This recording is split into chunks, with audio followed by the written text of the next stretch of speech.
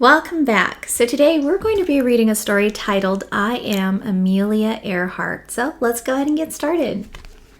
I Am Amelia Earhart, written by Brad Meltzer, illustrated by Christopher Eliopoulos. I am Amelia Earhart. When I was little, people told me that girls should wear dresses and play with dolls. They said we shouldn't have unladylike adventures. I don't agree. In fact, when I was 7 years old, my sister and I decided to build our own roller coaster in our backyard. We placed 2 planks of wood up against the side of our tool shed. Grandma's not going to like this.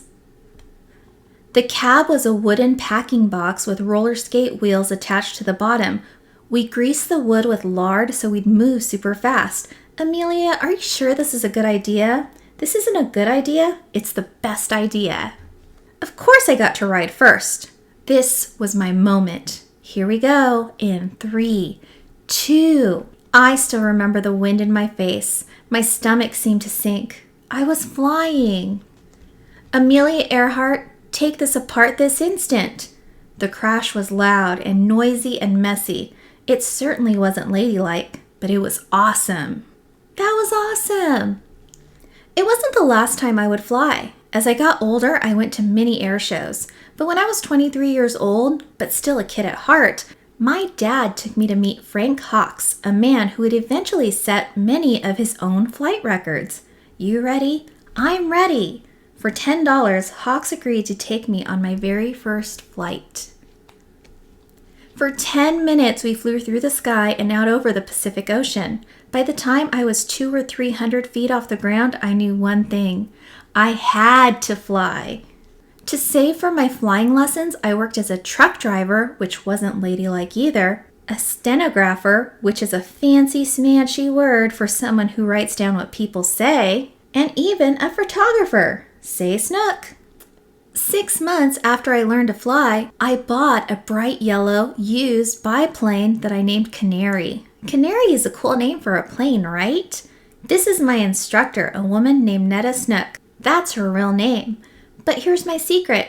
I wasn't a natural. I wasn't the best pilot. I just worked harder than anyone else. That's enough flying for today. No, I can do better. One more flight. Most important, like that day on the roller coaster, I dared to do what so many said couldn't be done. A girl flying across the Atlantic? Amelia, you sure this is a good idea? This isn't a good idea. It's the best idea. I became the first woman to fly across the Atlantic Ocean, and then the first woman to fly by myself across the Atlantic. Back then, people took boats to get to Europe, sailing for weeks. Planes were still a new thing. In fact, on the day I took off, one magazine ran an article that said women would never be able to fly that far. But I did.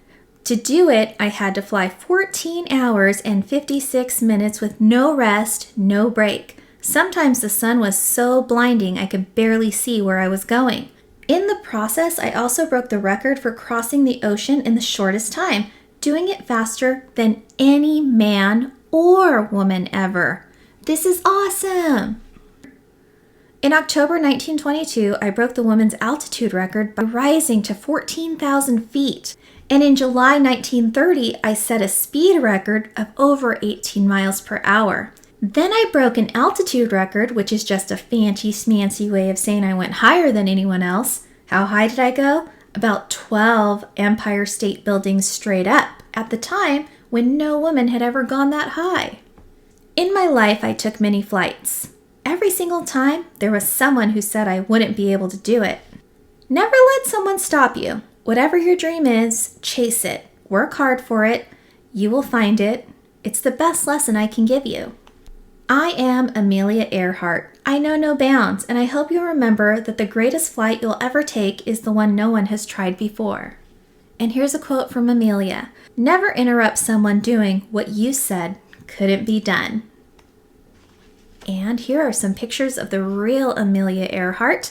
Amelia at age 7, Amelia in the cockpit of a plane in 1936, Amelia with her first plane, the Kenner Air Stitch biplane, which she named Canary, Frank Hawks, the pilot who took Amelia on her first airplane ride, and Netta Snook, Amelia's flight instructor.